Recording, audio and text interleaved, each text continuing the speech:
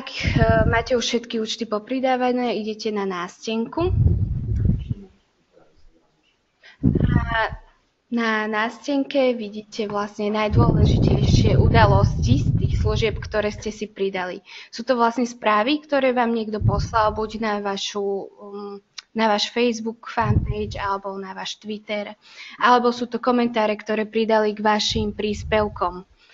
Takže je to vlastne zmes všetkých tých aktív. Áno, presne tak. Zo všetkých účtov, ktoré si pridáte, všetky také najdôležitejšie udalosti vidíte tu.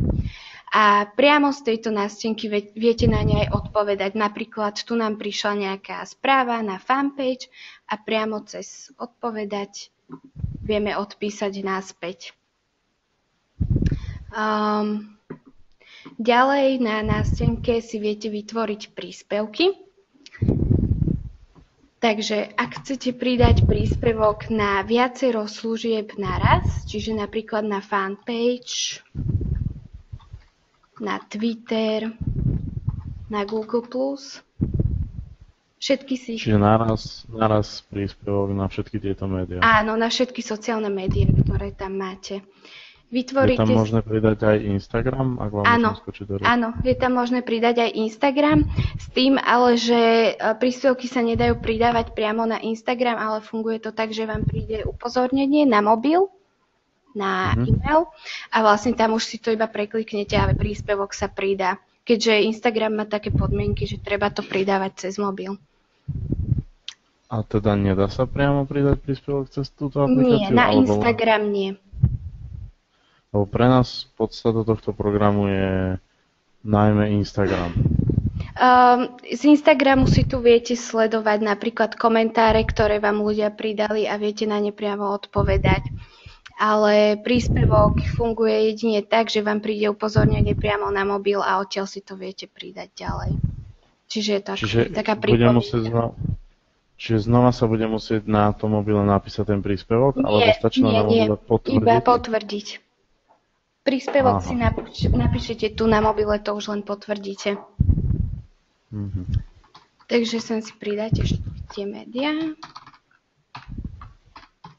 a vytvárate si príspevok bežne ako hoci kde inde. Čiže napíšete nejaký text, môžete si pridať aj obrázok priamo z počítača.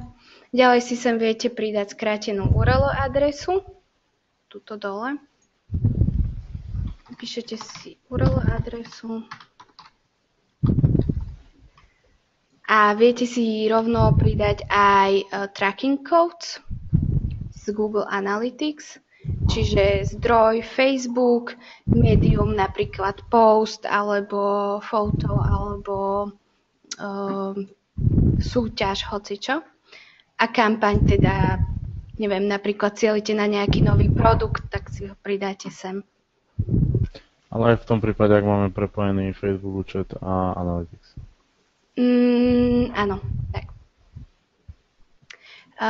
Takto sa vám skráti ten link, pridá sa vám rovno sem.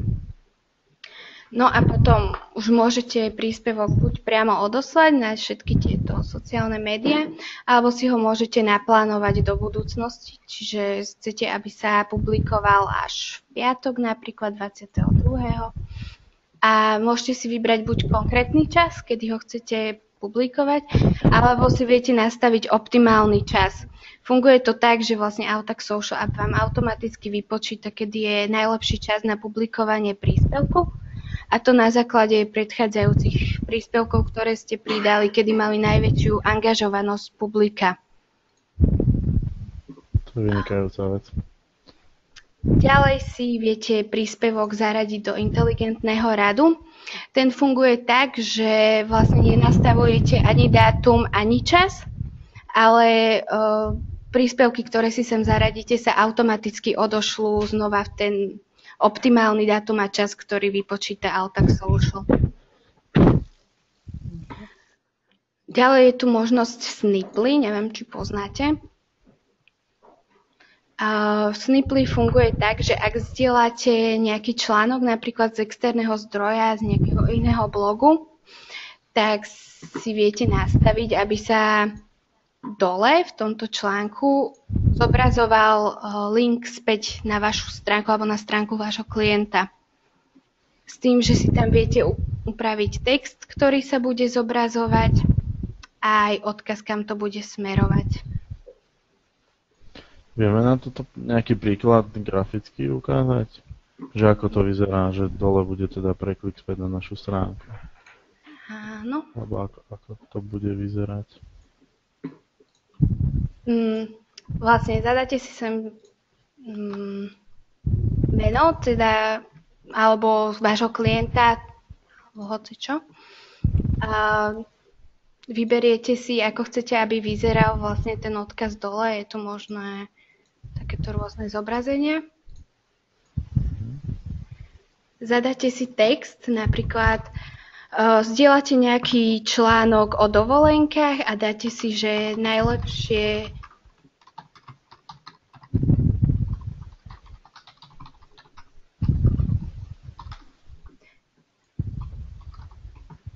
tipy na dovolenku nájdete tu.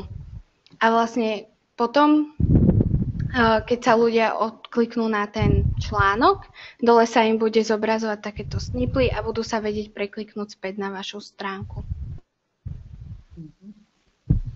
Čiže v prípade, ak na cestovnej agentúre budeme mať článok na prehľad najbezpečnejších destinácií, Áno. tak stále ich bude naháňať to okno s tým, že vráte sa ku nám na našu stránku. Presne. A tam môže byť aj webová stránka? Áno, aj webová stránka. Hociaký odkaz, aký si tam pridáte. Dobre, čiže toto je pridávanie príspevkov. Keď si príspevky naplánujete dopredu, viete si pozrieť ich zoznam tu, naplánované, kde si ich viete aj dodatočne upravovať. Chcete niečo zmeniť, alebo ich môžete vymazať. Takisto príspevky, ktoré ste zaradili do inteligentných radov, nájdete tu. No a ak vám dojdú inšpirácie na pridávanie toho, čo by ste mohli pridať na sociálne médiá, tak je tu aj funkcia odporúčané. A to je vlastne zoznam takých najlepších článkov za posledný mesiac, ktoré boli na internete, čiže články, ktoré mali najväčšiu odozvu. Viete si tu zadať tému, napríklad máte klienta, ktorý sa zaoberá web dizajnom a chcete zdieľať nejaký zaujímavý článok na jeho sociálnych médiách, tak si zadáte tému web design a vyhodí vám to najlepšie články, ktoré momentálne sú na internete. Tieto články buď viete priamo zdieľať ďalej, takýmto spôsobom, alebo si ich viete upraviť. A to tak, že si ich zakliknete, stlačíte vhodný obsah a priamo tu sa vám otvorí editor. Čiže ako keby zdieľame cudzí zdroj, text. Áno, ale viete si ho upraviť podľa seba, čiže preložiť alebo podobne. Takže to sú odporúčané.